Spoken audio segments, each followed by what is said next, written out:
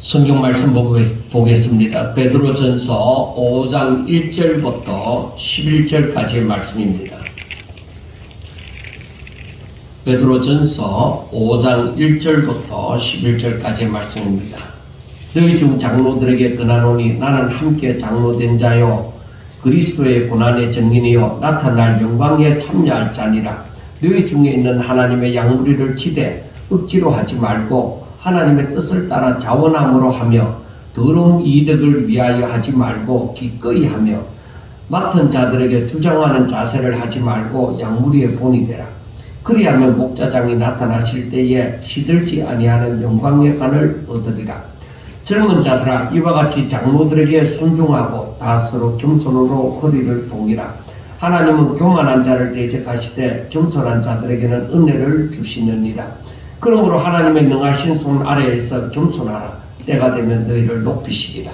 너희 염려를 다 주께 맡기라. 이는 그가 너희를 돌보심이라. 근신하라. 깨어라.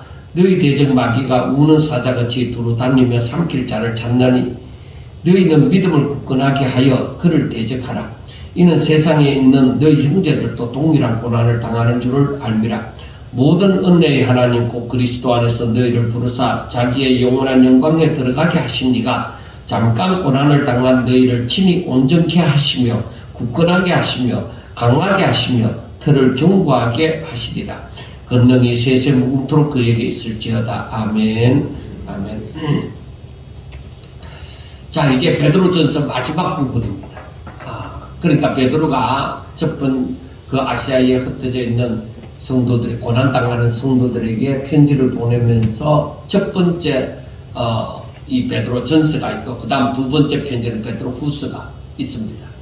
그런데 이 첫 번째 편지의 그 마지막 그 부분을 어떻게 결론을 맺었는가 하는 것을 또 생각해 보면서 야고보 사도가 똑같이 그 하나님을 믿으면서 그 비슷한 시기에 로마의 압제로부터 핍박을 당하고 있는 성도들에게 야고보 사도도 편지를 보냈단 말이에요. 그러니까 야고보 사도는 그 편지의 결말에 어떻게 성도들에게 부탁하는 말을 했는지 그걸 한번 살펴보면서 우리가 사도들이 결국 원하는 것이 무엇인가, 우리 보고 어떻게 살아라고 하는가, 이 고난을 맞이해서 어떻게 살아라고 하는가 하는 것을 우리가 생각해 보고자 합니다. 자, 베드로는 이 마지막 부분에서 자기와 같이 장로된 자들, 그 지도자들에게 그리고 성도들에게 자신들이 감당해야만 하는 그 사명을 잘 감당하라는 그 부탁의 말씀을 합니다. 자기들에게 주어진 사명을 잘 감당하라. 그리고 이들 모두가 마귀를 대적하라고 말을 합니다. 그러면 야고보 사도가 마지막 부분에서 어떻게 말을 했는가 하면은 거기에 보면은 부자들을 향한 경고의 말씀이 있습니다. 그리고 성도들에게는 주의 강림하시기까지 길이 참고 마음을 굳건하게 하라 하는 말씀이 있습니다. 이 두 사도가 똑같은 형편에 있는 서로 다른 지역이지만은 그래도 똑같이 이 예수 믿는다는 것 때문에 핍박을 받고 있는 성도들에게 그 마지막 근면하는 부분이, 근면의 마지막 부분이 어떤 의미에서는 같은 맥락입니다. 야고보 사도는 부자들에게 경고하는 것이 부자가 천국 들어가기가 너무너무 힘든다는 거예요. 여러분, 이 야고보 사도가 왜 이런 말을 했겠느냐는 거예요. 야고보가 돈이 없어갖고 부자들을 향한 그 시기심이 일어나서 그런 말을 했겠느냐? 절대 그게 아닙니다. 이런 부분에 있어서 제 자신 또한 젊은 시절에 이 부분에 대해서 굉장히 고민을 많이 했습니다. 야고보가 무엇 때문에 부자들을 향해서 천국 들어가기가 힘든다고 이렇게 말을 했을까? 일시적으로 조금 느끼는 것은 부자가 나는 부족한 것이 없다고 생각함으로 하나님 앞에 교만해서 나오기를 꺼려하니까 그렇겠지 이렇게만 생각했는데 여러분 제가 살면서 성경을 읽으면서 더욱더 깨달아가는 것이 성경의 얼마나 많은 부분에 있어서 교만한 자들에 대해서 말을 하고 있는지 모릅니다. 사람이 한번 교만하면은 하나님의 말씀이 안 들어가는 거예요. 나름대로 자기가 알고 있는 것이 맞다고 생각하면은 아무리 하나님의 말씀이 확실한 하나님의 말씀이 자기들에게 전해지더라도 자기들에게 받아지지 않는 거예요.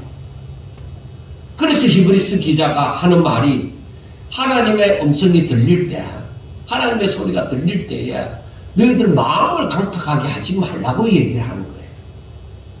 그래 그게 그 말씀이 딱 들려진 거예요. 히브리서 기자가 왜 그런 말을 했겠느냐. 사람이 마음이 딱 교만해지면은 그래서 마음을 딱 강팍해서 딱 닫고 있으면은 어떤 의미에서는 자기가 알고 있는 것에 대한 고집이라고도 얘기할 수 있죠. 안 맞으면 그게 고집이 되는 거예요. 맞으면 고집이 아니라 진리를 사수하는 것이 되어져. 그러니까 맞든 안 맞든 그런 사람들의 그 자세가 딱 자기의 알고 있는 것으로 딱 마음을 닫아버리는 거예요. 그러니까 더 이상 하나님의 말씀이 안 들어가는 거예요. 그래서 사람들은 이 야고보 사도가 원했던 게 뭐예요? 진짜 믿음, 살아있는 믿음, 그 믿음을 행함이 있는 믿음, 너희들이 믿는다고 하면 그들을 행할 수 있는 그런 믿음을 가지라고 야고보 사도가 그렇게도 원하는 거지요. 그런데 사람들은 뭐야? 그렇게 살기보다는 세상에서 잘 되기를 원하고 세상에서 높아지기를 원하고 그러다 보니까 못 배운 자, 없는 자, 연약한 자를 은근히 짓밟고 자신의 잘남을 드러내는 거예요. 그러니까 사람을 차별하게 되어지는 것이죠. 그리고 야고보 사도는 하는 말이 그게 뭐라고 얘기하느냐면 그런 거 아니다. 살아있는 믿음은 그런 거 아니야. 차별하는 거 아니야. 잘났다고 낯서는 거 아니야. 세상에 있는 것은 높아지는 거 아니야. 살아있는 믿음은 하나님의 말씀을 따라 그대로 순종하는 하늘의 소망을 두고 성도는 하늘나라를 기업으로 받을 줄 알고 그 소망 가지고 주님 오시는 날까지 어떤 어려움이 있더라도 그 주님 오시는 날까지 절대로 믿음을 잃지 않고 길이 참고 인내하는 것이야. 그 야고보 사도는 그렇게 해서 그 성도들에게 다가오는 고난과 핍박을 이기라고 얘기를 하는 것입니다. 그 베드로 사도 같은 경우는 우리가 1장에서부터 보면은 우리가 이제 곧 얘기를 하지만은 하나님이 주신 약속하신 그것이 확실하다. 그래서 성도가 어떠한 존재냐? 성도는 이것을 믿고 사는 존재라는 것입니다.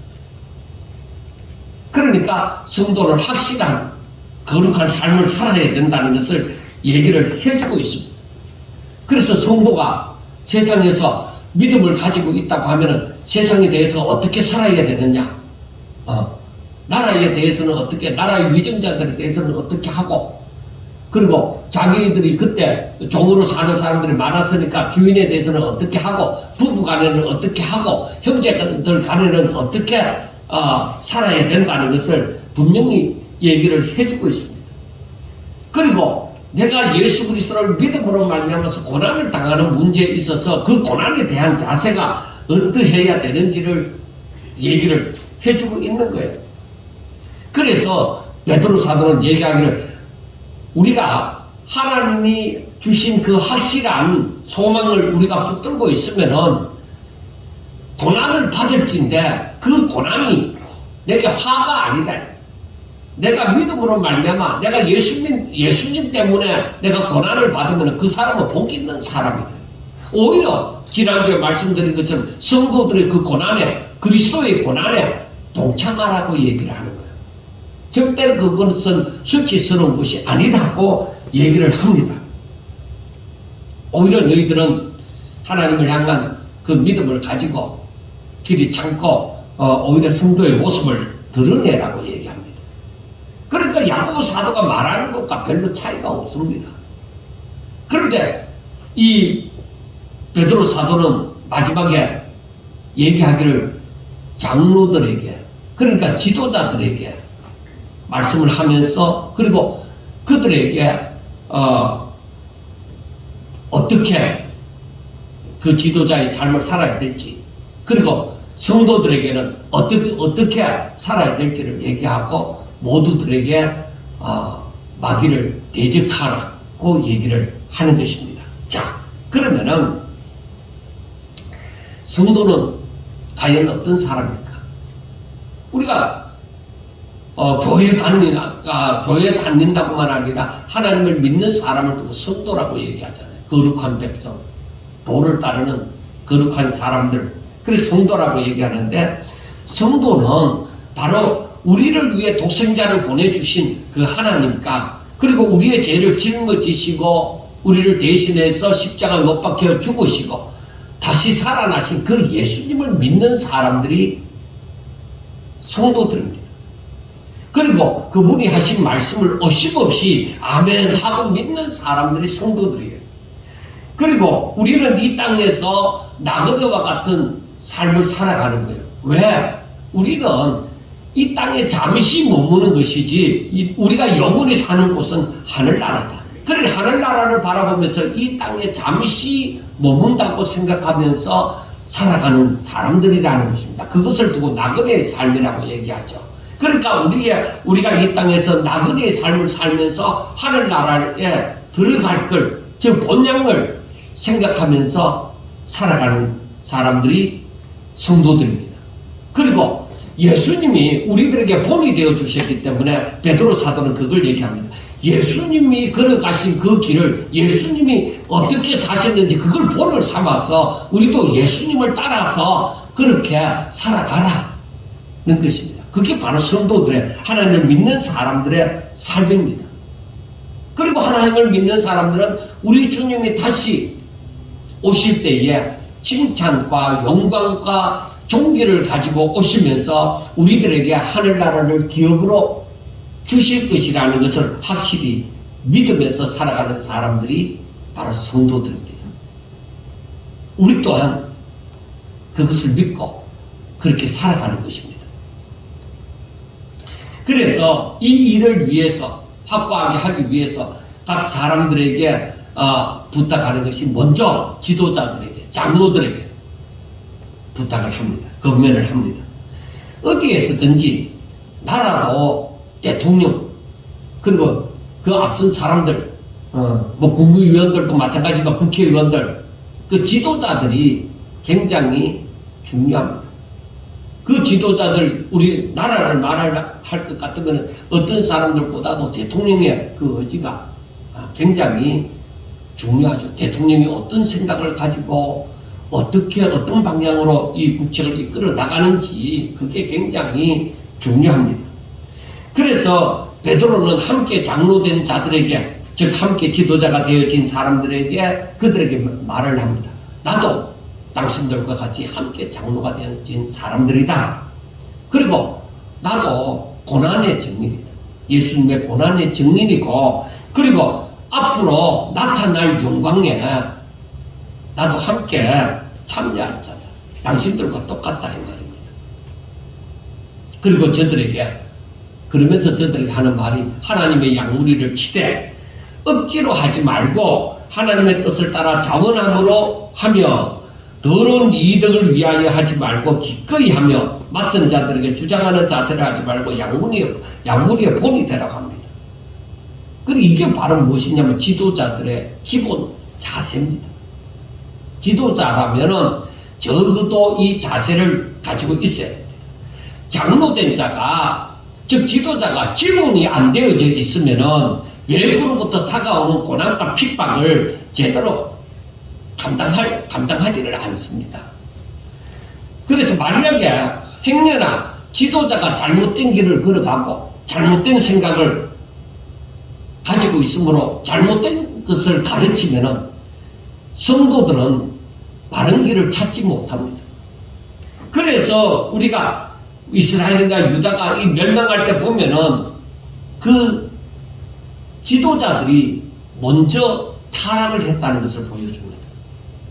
물론 그 가운데는 예레미야와 같은 이런 하나님의 선지자들이 참 선지자들이 하나님의 말씀을 전파하고 하지만 대부분의 지도자들이 타락을 했으면 그 백성들은 다 타락한 거예요. 그러나 그 백성들 중에서도 다니엘과 같은 그런 사람들이 있을 수는 있죠.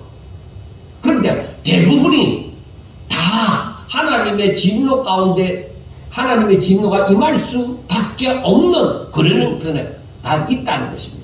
그래서 지도자들이 바로 선다고 하는 것은 굉장히 중요한 문제입니다. 그리고 이 장로된 자들에게 양무리를 치는 데 있어서 하나님께서 맡겨주신 양무리를 치는 데 있어서 억지로 하지 마라. 이 말은 소명이 없이 그 일을 하려고 하지 말아요.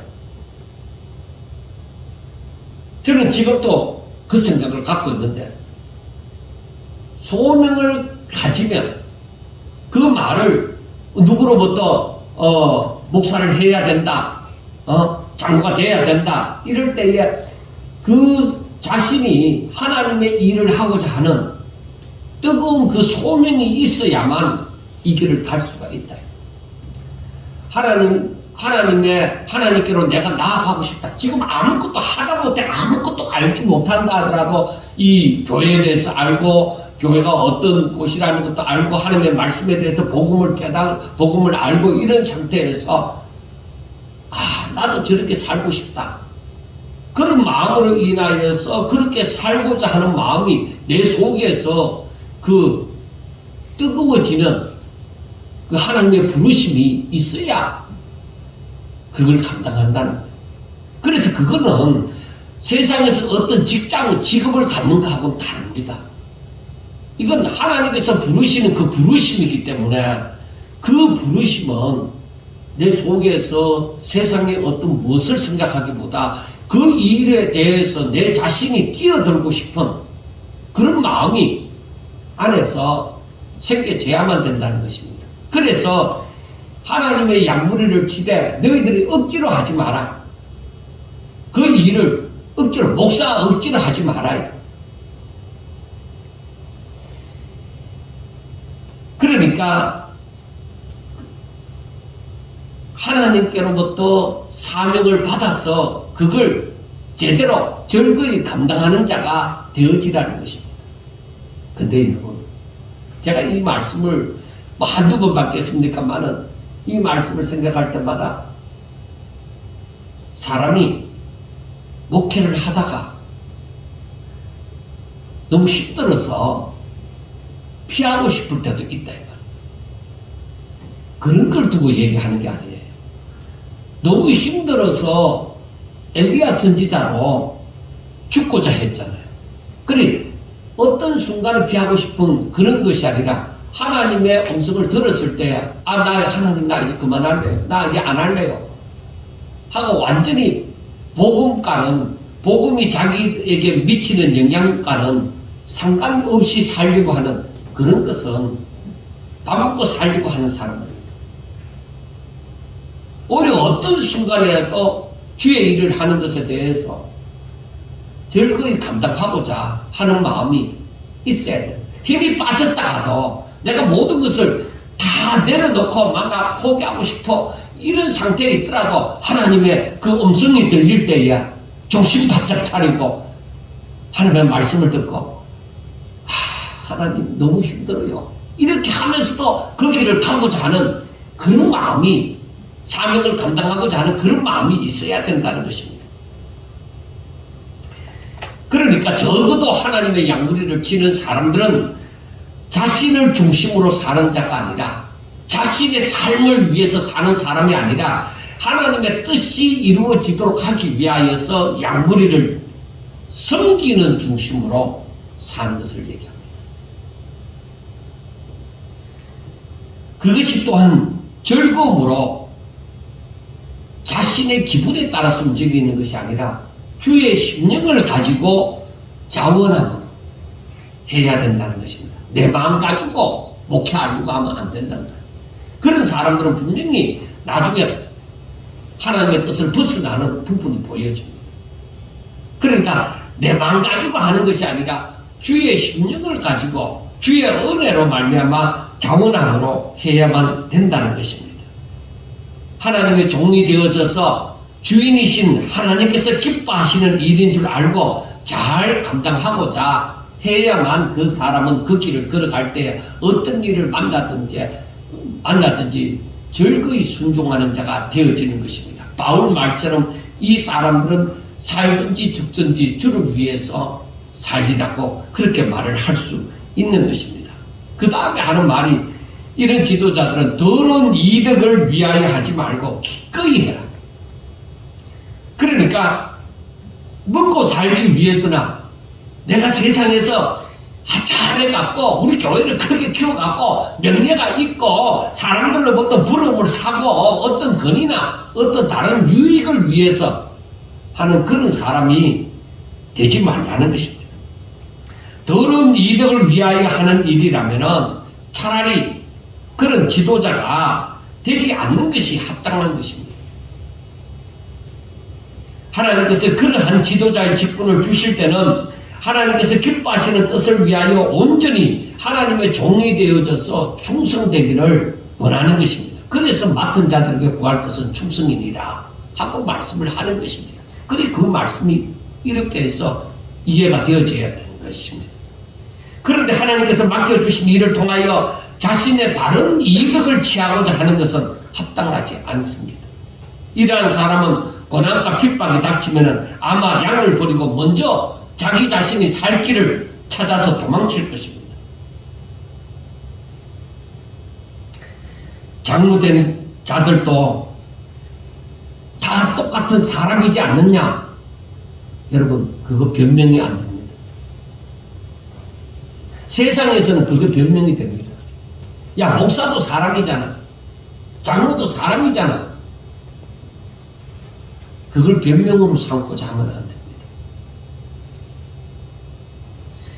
그러니까 그만한 책임이 있는 거예요.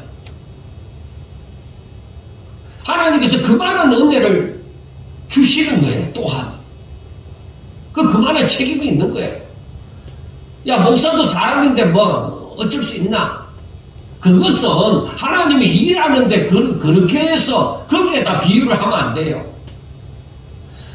목사도 사람이잖아 하는 것은 그거는 인간이 완전하지 못하다는 것에 대해서만 얘기를 하는 것이지, 자기의 삶을 위해서, 자기의 이득을 위해서 그걸 감당한다는 것은, 자기에게 주어진 일을 감당한다는 것은 그건 아니라는 것입니다.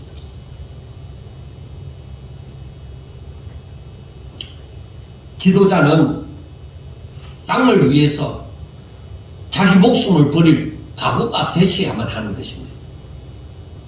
야, 오늘날에 그런 목사가 어디 있어? 없는 것 같지만은 있습니다. 왜? 예수님이 우리의 목자장이 되시기 때문에. 그래서 우리가 요한복음에 보면은, 요한복음 10장에 보면은 이런 말씀이 있습니다. 10장 11절부터 나는 선한 목자라. 선한 목자는 양들을 위하여 목숨을 버리거니와 싹구는 목자가 아니요 양도 제 양이 아니라 이리가 오는 것을 보면 양을 버리고 달아나나니 이리가 양을 물어가고 또 해치느니라. 달아나는 것은 그가 싹구는 까닭에 양을 돌보지 아니함이니 나는 선한 목자라. 나는 내 양을 알고 양도 나를 아는 것이 아버지께서 나를 아시고 내가 아버지를 아는 것 같으니 나는 양을 위하여 목숨을 버리노라. 이게 예수님이 자신에 대해서 나는 선한 목자라 하고 하신 말씀인데, 이 말은 뭐냐면은 내가 양을 위해서 목숨을 버리는 것이 하나님의 뜻이다 이 말입니다. 그러니까 그 목자장이 대신 그 주님을 따르는 사람들은 다 이와 같이 주님과 같이 그런 각오가 되셔야만 된다는 것입니다. 사랑하는 여러분, 더구나 우리가 이 세상에 살면서 성도들의 삶 가운데 굉장히 중요한 것이 교회를 잘 선택하고 목사님을 잘 만나는 것이, 그것이 굉장히 중요합니다. 매주마다 혹은 일주일에 몇 분씩 그 목사님이 하시는 말씀을 듣고 자라다 보면은 가랑비가 꽂혔는다. 그 사람이 생각하는 것이 쫙 흡입이 됩니다. 자기 자식도 모르게. 그 어떤 말씀을 듣고 살았느냐, 무엇을 배웠느냐, 어떻게 배웠느냐는 것입니다. 저는 근래 들어서 그 부분에 대해서 굉장히 고민을 합니다. 제가 잘 알지 못했을 때에 잘못 전한 부분, 그 부분에 대해서도 지금에 와서라도 저는 잘못된 부분에 대해서 제가 여러분들에게 말을 합니다. 과거에 나는 이랬다. 왜? 이제 확실한 것을 아니까 그렇게 얘기를 합니다.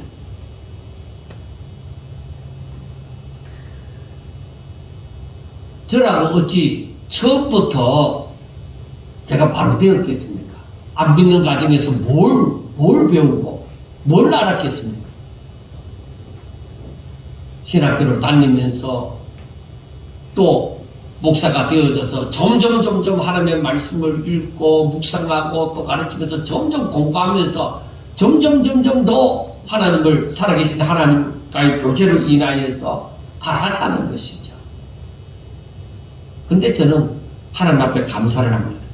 왜? 여기까지라. 바울만큼은 아니라고 여기까지라도 예수님이나 바울의 삶을 따라가려고 하는 그런 마음을 가지고 있다는 것만 해도 저는 감사하면서 살아갑니다. 다른 길로 가지 않냐고.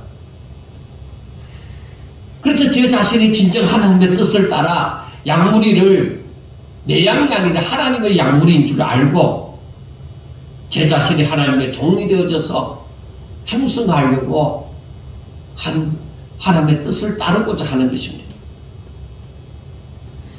그래서 베드로 사도가 이러한 지도자 된 사람들에게 마지막으로 건면하는 말씀이 뭐냐면, 맡은 자들에게 주장하는 자세를 하지 말고 양무리의 본이 되라고 합니다. 그래, 그 말은 무엇이냐면 자신이 예수님을 따르는 그런 주의 제자가 되라는 얘기입니다. 그리고 이 예수님이 성천하시기 전에 그 제자들에게 하신 말씀처럼 너희들 모든 족속을 제자로 삼아서 내가 너희들에게 가르쳐 분부한 모든 말씀을 저들에게 가르쳐서 지켜 행하게 하라는 것입니다. 그러니까 예수님의 제자들이 또 다른 사람을 주의 제자로 삼아서 저들에게 주의 말씀을 그대로 전하라 하는 그 말씀입니다. 그러면 중요한 것이 있습니다. 주의 말씀을 그 제자 되어진 사람이 바로 깨닫지 못하고 있다고 하면은, 진정한 주의 지도자가 진정한 주의 제자가 되지 못하고 그 말씀을 제대로 깨닫고 있지 못한다고 하면은 그 가르침을 받는 사람들은 어떻게 되겠어요? 잘못된다.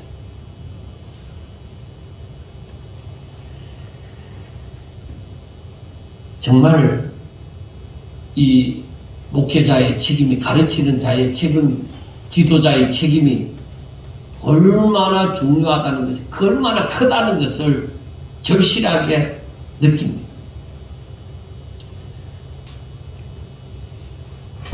진정 지도자가 하나님의 종이 되어져서 자신이 감당해야 되는 일을 잘 감당하게 되어질 때야 하나님께서는, 즉 목자장이 나타나실 때 시들지 아니하는 영광의 간 면류관을 주시리라 하고 말씀을 합니다.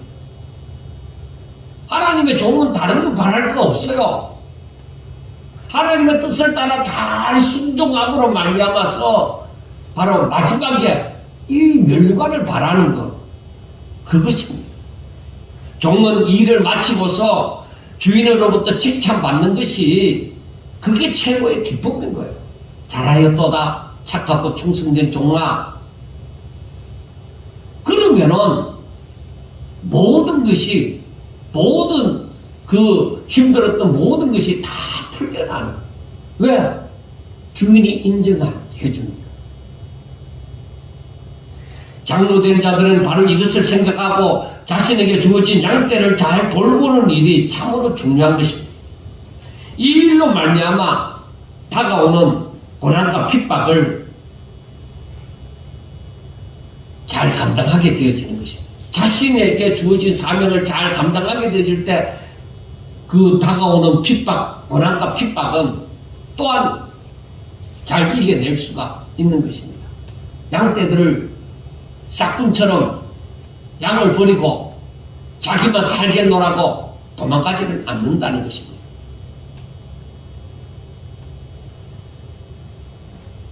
그 다음에는 5절에 보면 젊은 자들아 이와 같이 장로들에게 순종하고 서로 겸손으로 허리를 동이라 하고 말씀을 합니다.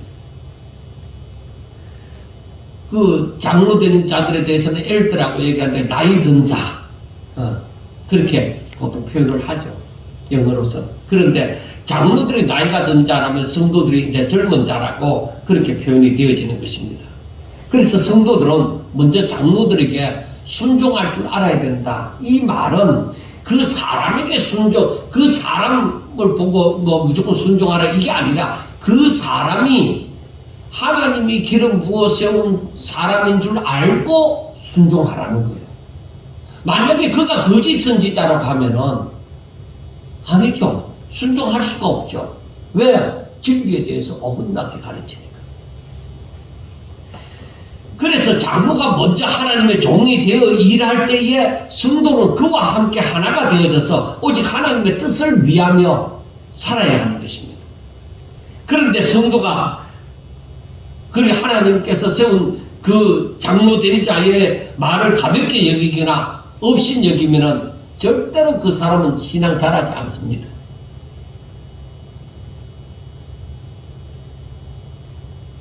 하나님께서는 물론 사람을 통하여 역사하십니다. 그것도 하나님께서 쓰시고자 하는 사람을 통하여 역사를 합니다. 그런데 쓰시고자 하는 사람 가운데 정말로 하나님을 잘 믿는 사람도 있지만은 악한 사람도 사용을 합니다. 애굽의 바로왕도 사용하고 바벨론의 느부갓네살 왕도 사용하고 얼마든지 그 헤롯 왕도 사용을 하는 거예요. 그때마다. 그러나 쓰임을 받는데 선하게 쓰임을 받느냐 악한데 쓰임을 받느냐는 것이 중요한 것이죠. 고레스 왕 같은 경우는 유대인이 아니지만은 이방의 왕이지만은 그는 선한 곳에 쓰임을 받잖아요. 하나님께서 명하실 때 그대로 순종하잖아요. 그것이 참 중요한 거예요. 그래서 우리가 우리 개개인의 삶을 바라보더라도 뭐예요? 내가 선한 곳에 쓰임을 받고 있나? 아니면 악한 것에 쓰임을 받고 있느냐? 사람들은 교회가 문제가 일어나는 곳이면 꼭 그 가운데 포함되는 사람이 있습니다. 그러니까 그런데 주동이 되는 사람이 있다고.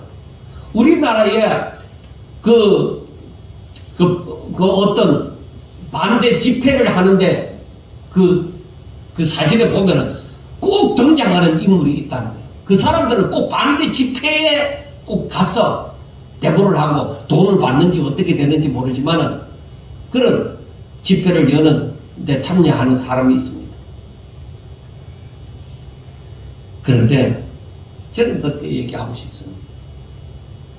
할 수만 있으면 진리 비진리 문제가 아니라면 절대로 반란을 일으키는 곳에 포함되지 말라는 것입니다. 선한 것, 오히려 선한 일을 하고자 하는 사람들 가운데 함께하지 반란을 일으키는데 그런 데는 참여하지 말라고 얘기를 하고 싶은 거예요. 그러나 진리를 위해서는 사수를 해야 되죠. 여러분, 만약에 하나님이 들을 쓰시는 사람이 진정 하나님의 종이라면, 하나님의 뜻을 위하여 사는 사람이라면 그의 말을 불순종하는 자들은 하나님께서 예쁘게 보지 않습니다. 어떻게 그 사람을 예쁘게 보겠습니까?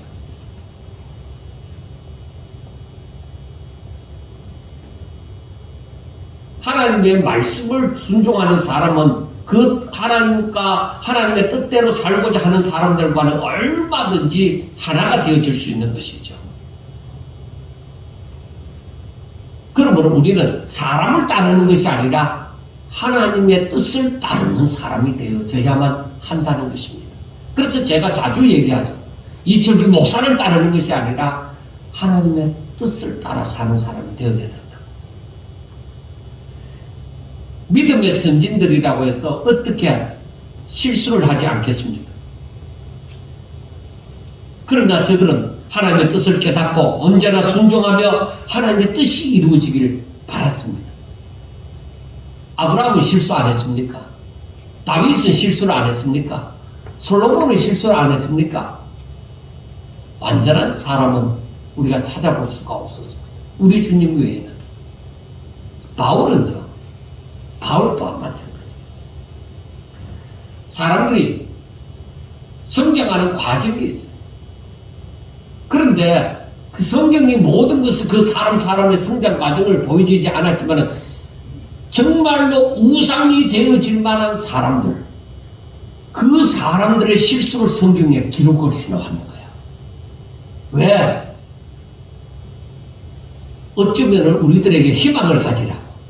야, 이 사람들도 다 실수했어. 믿음의 조상 아브라함도 거짓말하고 이래 실수했어. 모세도 이렇게 살인을 하고 하나님이 부르실 때 안 가려고 뒤로 도망가려고 하던 사람이야. 믿음의 사람 다윗도 이런 실수했어. 부귀영화를 누리고 지혜로운, 정말로 전에도 후에도 없는 지혜로운 왕이 솔로몬도 이와 같이 우상 앞에 절하는, 후궁들 때문에 우상 앞에 나가가 나이 들어가고 절하는 그런 엄청난 실수를 했어. 성경이 그렇게 보여줍니다. 그러면 우리 보고 어떻게 하라고요? 그렇게 얘기할 수 있잖아요.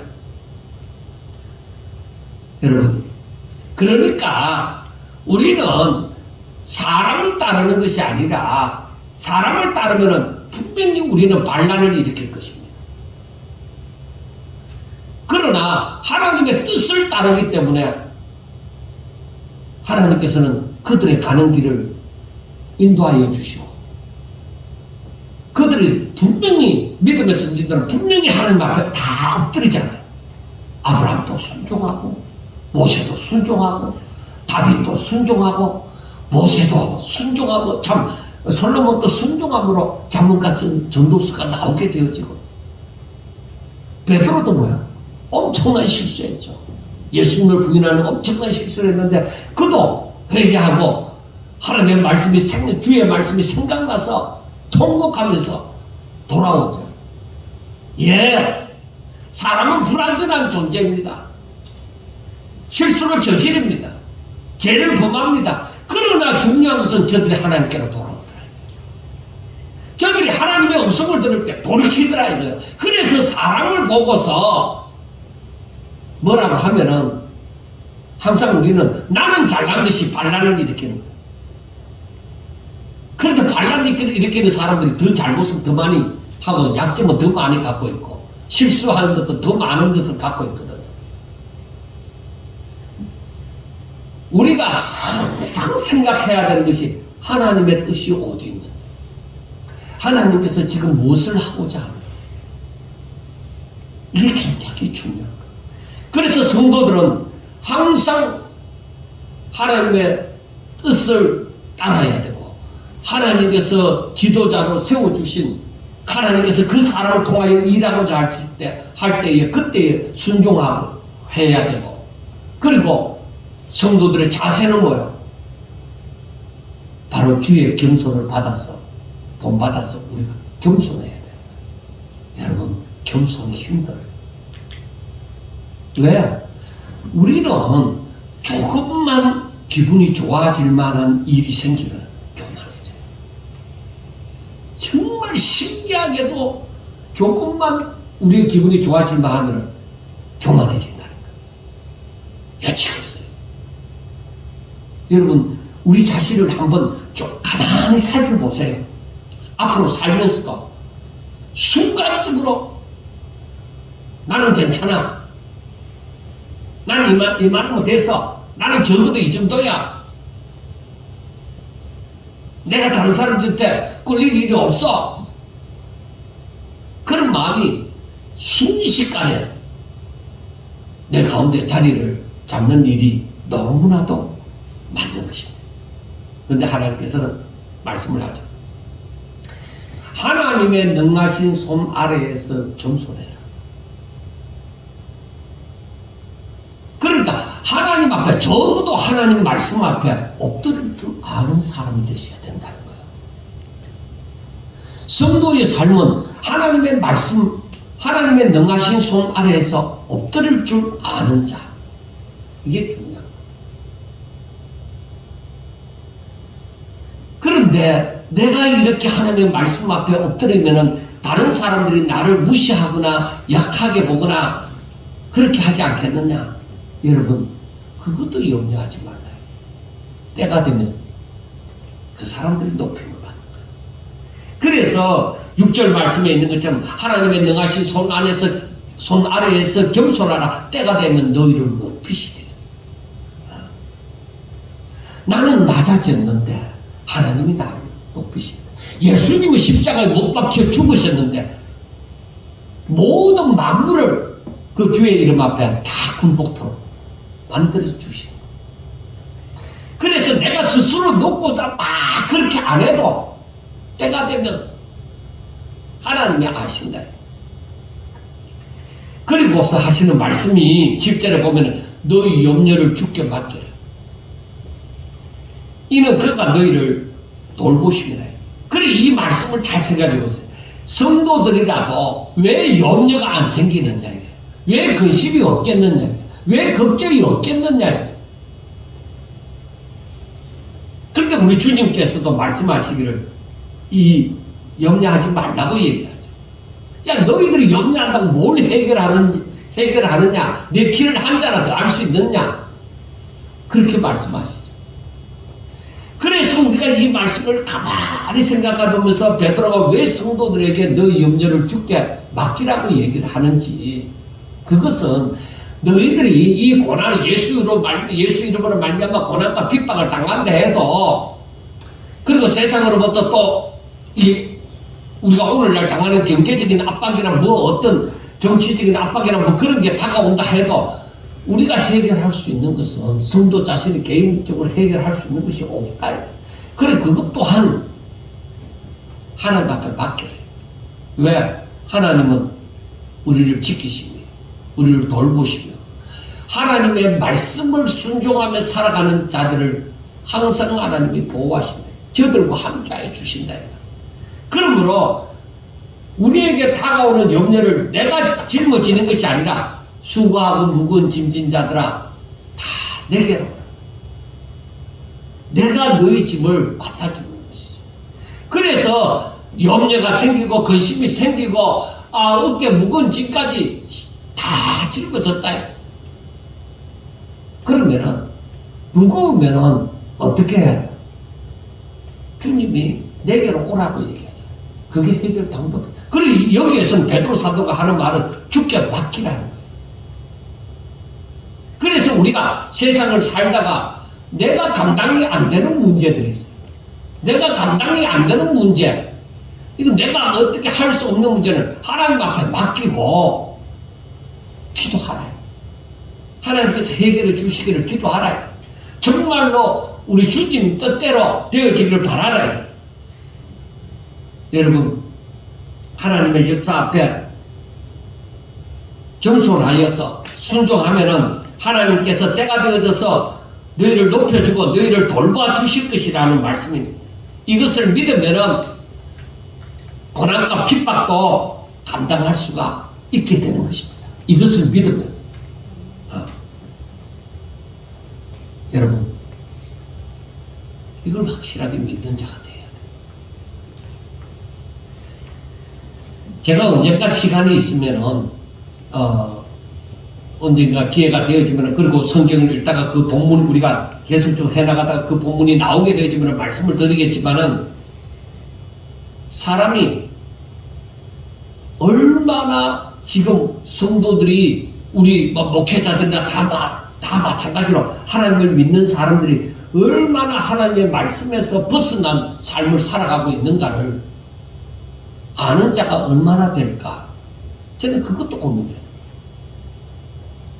그래서 많은 사람들이, 쉽게 얘기하면 많은 사람들이 넓은 길을 택하여 가는데, 여러분, 넓은 길로 가면 안 돼요. 좁은 길로 가야 돼요. 이 길이 좁고 협착해 보이지만 이게 생명의 길이에요. 이 길로 가야 돼요. 하는데 많은 사람들이 넓은 길로 가고 있는 거예요. 그러면 사람들이, 내가 여기서 자그마한 목사가 막 소리를 지르면서 그 길로 가면 안 돼요. 좁고 협착한 이 길로 가야 돼요. 이게 생명의 길이래요. 외칠지라도 사람들이 듣겠습니까? 우리 주님은 이미 그걸 알고 있었어요. 그래서 그 넓은 길은 찾는 자가 많지만은 이 좁은 길은 찾는 이가 적다. 그런 말씀들이, 여러분, 하나님의 말씀을 깨달아가다 보면 여실하게 깨달아지는 때가 와요. 세상이 딱 그렇게 보여요. 사람이 그렇게 살구나 하는 것이 보여지기 시작합니다.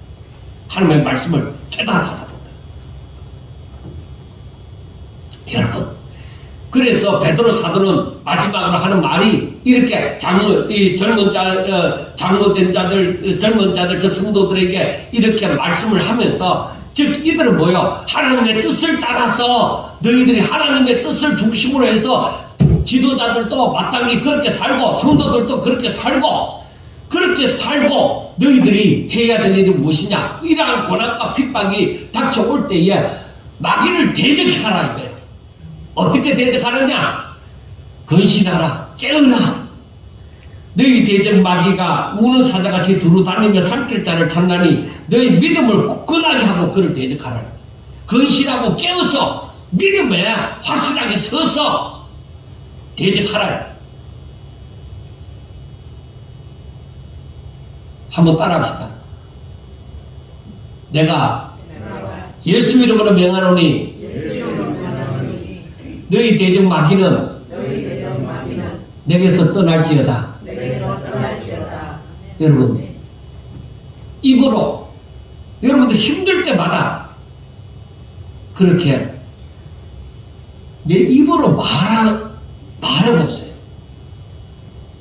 믿음을 가지고 그렇게 말해보세요. 내가 힘들 때마다, 너무 힘들어서 울고 싶을 때마다 그렇게 하면서 또 한 가지는 뭐예요? 따라합시다. 나는 하나님을 믿습니다. 하나님 불쌍히 여기사 긍휼을 베풀어 주세요. 나를 지켜주세요. 하나님 사랑합니다. 바로 마귀에게 대해서는 아주 강하게 믿음을 가지고서 강하게 외치고, 하나님 앞에서는 겸손하게 엎드려서, 내가 하나님을 믿기 때문에 내가 이렇게 외칠 수가, 마귀를 대적할 수가 있고, 내가 하나님을 믿기 때문에 이렇게 하나님을 의지한다는 것을 이 두 성격의 그 기도로 할 수가 있는 거예요. 그것을 우리에게 가르쳐 주는 거예요. 이것이 마귀를 대적할 수 있는 것은 확실한 믿음이 있어야 되는 거예요. 믿음이 없으면 내 입에서 익숙하게 하나의 뭐 도깨비 방망이처럼 사용하는 사람들도 있지만 이것은 확실한 믿음으로 해야 되고, 또 이런 믿음이 없으면 이 기도가 안 나오는 거야. 목사를 할지라도. 여러분, 그러면 이런 확실한 믿음은 어디에서부터 나오느냐? 믿음은 어디에서부터 나와요? 들음에서. 들음은 주의 말씀으로, 그리스도의 말씀으로 말합니다. 그래서 이 확실한 믿음은 하나님의 말씀이 기초가 되어지는 거예요. 그런데 오늘날 볼 것 같으면 너무나도 타락한 이 세상이 하나님의 뜻을 깨닫지 못함으로 말미암아 이 믿음이 하나님의 말씀의 기초가 되어지는 줄 알지 못하고 다른 것을 이 믿음의 기초로 삼는 거야. 뭐 내가 기도해보고 한다는 거야. 하나님의 말씀은 어디 가부리고 없고 자기가 기도해보고 직통제시 받겠다는 거예요. 오늘날에 수많은 사람들이 이렇게 따르고, 수많은 목사가 이걸 따르고 있기 때문에 수많은 성도들이 이렇게 따라가는 거예요. 여러분, 기도도 자기가 응답받았다 해도 하나님의 말씀을 떠나서 자기가 어떻게 계시를 받는다 하면 그건 전혀 아닙니다. 그래서 신사도 운동하는 사람들이 이들이 그 근본적인 신앙생활을 하는 사람과 다른 점이 무엇이냐면 하나님의 말씀보다 자기가 응답받았다 하는 것이 앞세워지는 것입니다. 그게 신사도 운동가다. 그 자기가 사도와 같이 그런 응답을 받는다는, 그런 계시를 받는다는 거예요. 얼마나 무슨지 몰라요. 그리고 많은 사람들이 그걸 좋아해요. 왜? 집사님, 근사님 기도해봐. 내 문제 두고 기도해봐. 그래, 며칠 있다가 집사님은 아무래도 이사를 가야 될 것 같아. 내가 기도해보니까 이사 가라 하는 것 같아. 여러분, 그런 말 절대로 들으면 안 됩니다. 성경에 어디 그런 데가 있더냐.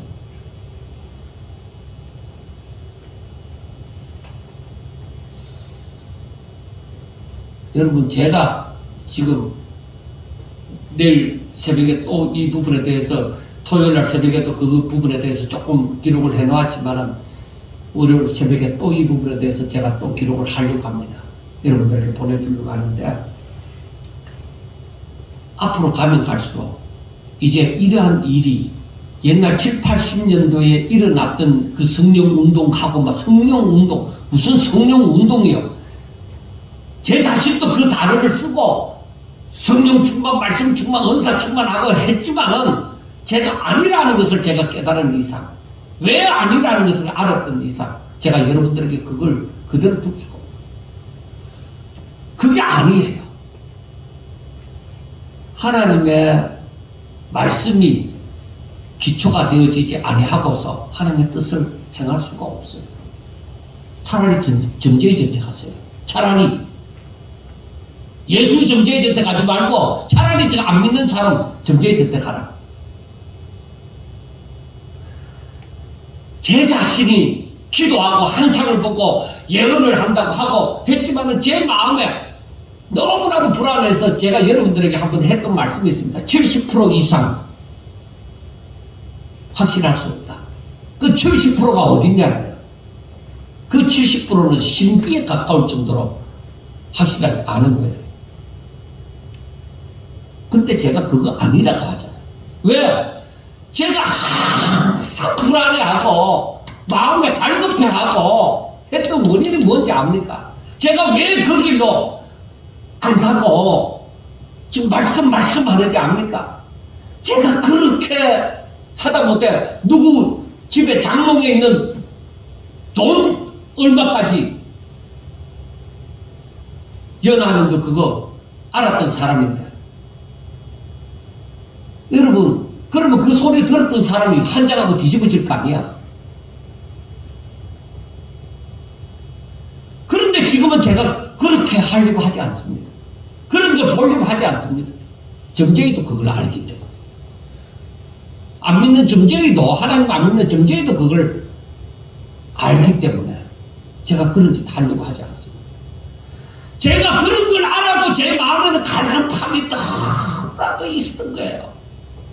하나님, 왜 이렇게까지 아는데도 왜 내가 내 마음에 시원함이 없고 왜 예수 믿는 그 확신이, 그 자신감이 내게서 기쁨이 왜 일어나지 않는 겁니까?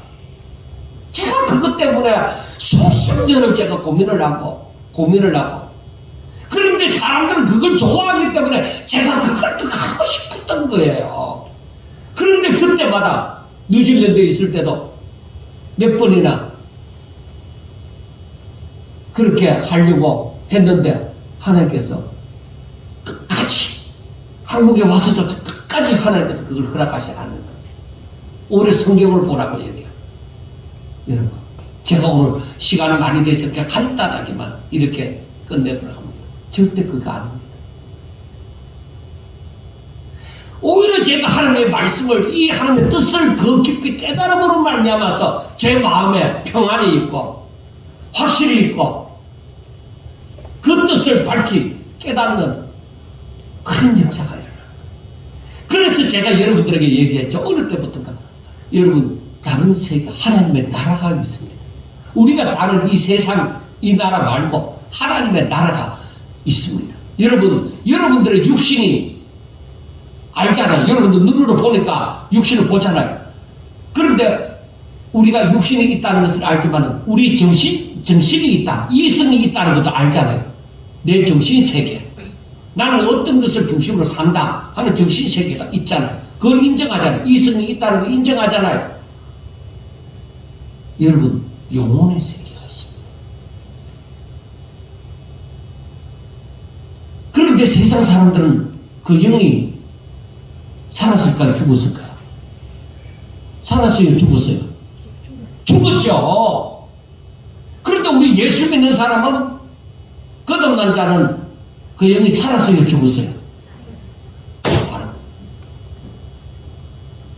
그 하나님의 나라를 살아야 돼요. 그 영은 육으로 살지 말고, 로마서에도 있는 말씀처럼 육으로 살지 말고 이제는 영으로 살아라고 얘기하는 거예요. 너희들이 정말로 새로운 피조물이 되어졌느냐? 그러면은 땅의 끝 바라보지 말고 위의 끝을 찾아라고 얘기하는 거예요. 그 하나님의 나라를 바울이 얘기를 하고 있어요. 여러 곳에서. 여러분, 하나님을 믿는 사람에게는 그 하나님의 나라가 있습니다. 우리가 죽어서 가는 그 천국 말고 지금 여기에서 하나님의 권세가 있습니다. 하나님은 그 나라에서 살아 역사하십니다. 여러분, 그래서 육으로 살지 말고 영으로 살아라고 하는 거예요. 그 영으로 살 때 하나님의 말씀이 새로가 깨달아지는 거예요. 내 눈이 육으로 보는 것만 보는 것이 아니라 하나님의 나라를, 그리고 내 영이 이 하나님의 나라를, 법을 깨닫게 되어져요. 그런 성경이 보여지기 시작하는 거예요. 그러니까 거기에 권세가 있고, 그러니까 하나님의 뜻을 깨닫고 내가 어떻게 살아야 될지 그걸 깨닫고 알게 되어지는 거예요. 사랑하는 여러분, 우리는 교회에서 하나님을 믿는 사람으로 이렇게 예배를 드립니다. 그러면은 하나님의 나라를 알아야 되고, 우리는 하나님을 알아야 됩니다. 그리고 그분의 뜻을 깨달아야 됩니다. 그리고 그분의 뜻대로 살 때 그분의 약속하심이 이루어지는 거예요. 칭찬과 영광과 존귀가 끝내 임하게 될 것이고, 우리는 하늘나라를 기업으로 받게 되집니다. 이런 믿음을 가진 사람은 살든지 죽든지 이제 주를 위해 살리라는 그 고백이 나오게 되어지고, 그러한 소원이 나오게 되어지고, 그로 말미암아 당하는 시련에 대해서 스데반 집사처럼 아무런 염려를 하지 아니하고, 예수님의 제자들처럼 죽음을 두려워하지 아니하고 순교를 당하게 되어집니다. 여러분, 그래서 하나님께서는 이런 믿음의 시련이 오히려 너희들을 하나님의 사람으로 온전하게 하고 굳건하게 하고 강건하게 하고 털을 견고하게 해준다고 얘기합니다. 그래서 오히려 바람이 부니까 내 인생 이 고해에 이 넓은 바다에 내 인생이 바람이 부니까 오히려 바람이 불어서 내가 더 잘 가게 되어진다는 거예요. 내 인생을 더 잘 살게 되어지고 더 행복하게 살아갈 수 있게 해준다는 거예요. 하나님의 사람으로 살게 해준다는 거예요. 사랑하는 여러분, 고난을 이기는 방법은 다른 게 없어요. 이와 같이 하나님을 사람으로 사는 거예요. 장로된 자, 지도자는 지도자답게 살아야 되고, 성도는 성도답게 모두가 하나님의 뜻을 중심으로 오직 믿음으로 하나님 나라의 구성원으로서 살아가는 것, 이것이 우리의 염려를 다 떠나버려도 오직 하나님의 능력으로 살게 되어집니다. 이 하나님의 나라를 체험하게 되어지고 하나님의 나라에서 살아가게 되어지면 그때 하나님의 나라, 하나님의 임재를 체험하게 되어지고, 그래서 그 기도가 힘이 있어진 거예요. 왜? 알고 기도하는 거예요. 그 행복이 여러분 우리가 이 땅에 살면서 누립니다. 그 행복이 있습니다. 여러분 물질로 말미암아 세상의 건강으로 말미암아 그런 행복, 자식이 잘 되는 것으로 말미암아 그런 행복은 아직 1차원적인 거예요. 주로 말미암은 행복, 주의 뜻이 이루어짐으로 말미암은 행복은 세상 것과 비교할 수가 없는 거예요. 우리 성도들이 오직 믿음으로 모든 세상의 고난을 이기고 영적으로 승리하는 자, 정말 진정한 하나님 나라로 말미암은 그 행복을 누리는 자가 다 될 수 있기를 주의 이름으로 축원합니다. 기도드리겠습니다. 하나님 감사합니다. 저희들의 지각을 열어주시고 영을 열어주셔서 하나님 나라를 알게 해주시고 하나님의 뜻이 무엇인지 깨닫게 해주시고 우리가 어떻게 감당해야 될지 하나님 성령으로 말미암아 저희들에게 감동시켜 주사 저희들이 온전히 주의 뜻을 따라 살게 해주시고 성도답게 사람답게 살아갈 수 있게 해주시고 하나님 주시는 행복을 누리면서 살아갈 수 있도록 도와주시옵소서. 예수님 이름으로 감사하며 기도드리옵나이다. 아멘. 찬송가 320장입니다.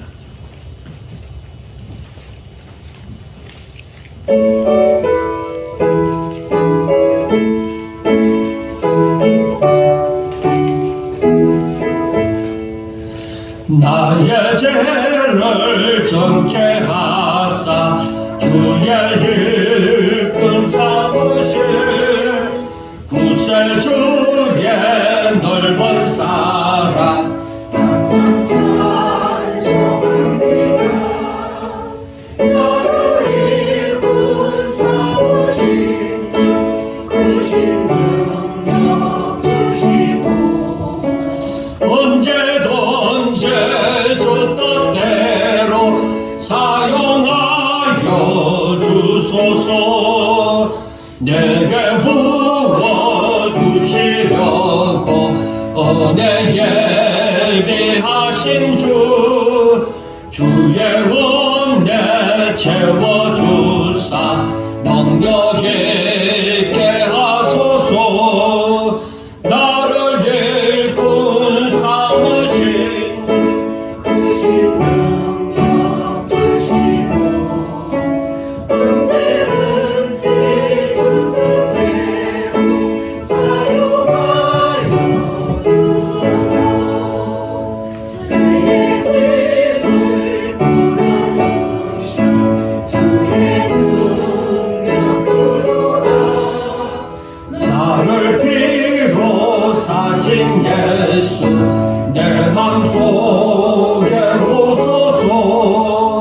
나를 일꾼 삼으신 주 크신 능력 주시고 언제든지 주 뜻대로 사용하여 주소서. 주여 내게 성령으로 충만하게 채우사 생명수가 강물처럼 흐르게 하옵소서.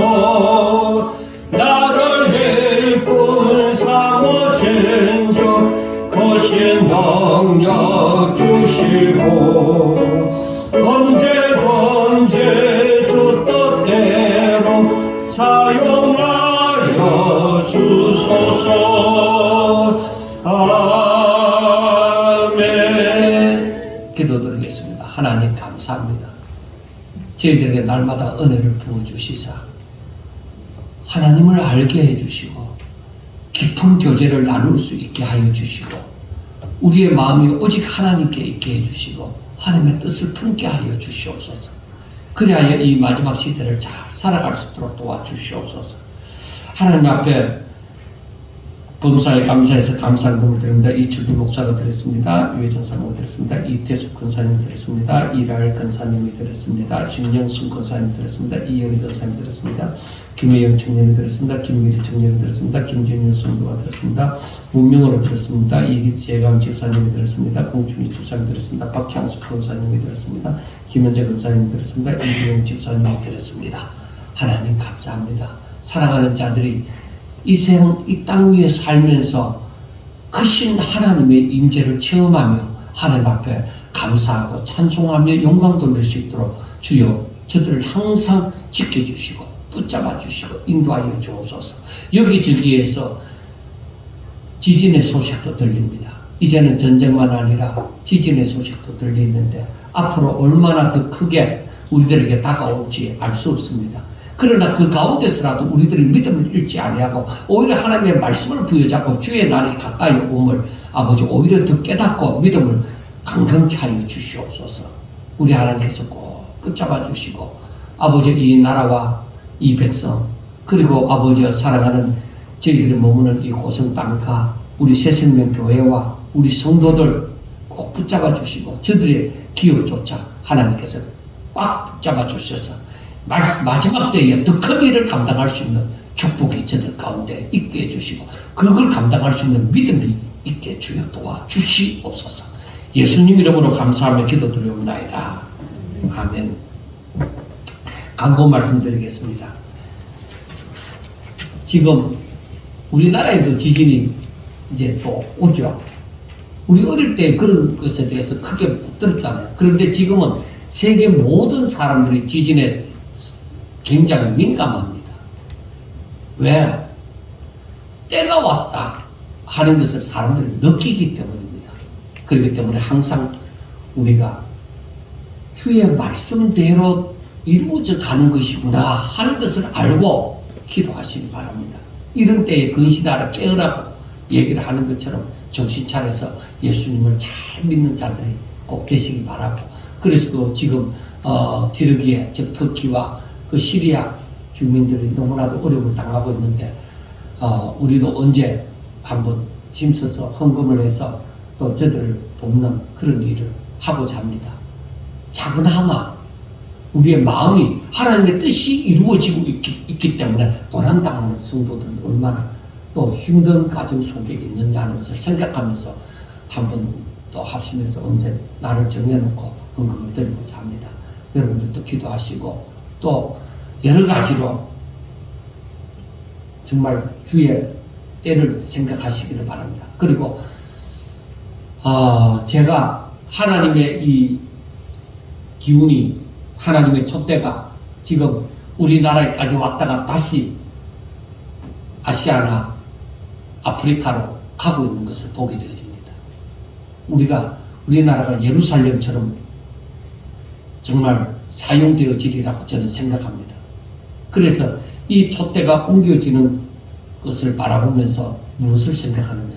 때가 다 되어져서 땅끝까지 복음이 증거되어지면 우리 주님 오시리라는 것이 이루어져 간다는 거예요.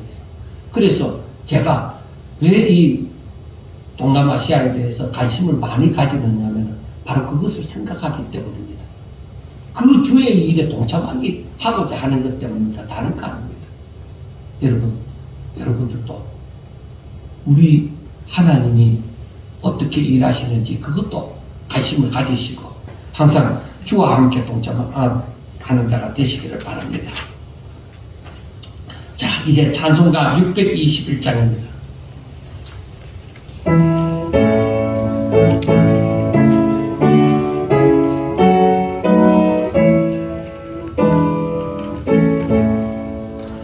찬양하라 내 영혼아 찬양하라 내 영혼아 온 마음과 정성 다하여 주 찬양하라 경배하라 내 영혼아 경배하라 내 영혼아 온 마음과 정성 다하여 주 경배하라. 이제는 우리 주 예수 그리스도의 은혜와 하나님 아버지의 무한극진하신 사랑과 성령님의 감화 감동 교통 내재하심의 역사가 오직 주를 따라서 주를 본받아 살기를 원하며 마지막 때의 모든 믿음의 시련을 오직 믿음으로 잘 감당하기를 원하는 당신의 사랑하는 이 모든 성도들 위해 그리고 저들이 섬기는 교회와 그리고 사랑하는 성도들의 가정과 저들의 기업과 저들의 자녀들과 저들의 장래 위해 이제로부터 영원토록 함께 있을지어다. 아멘.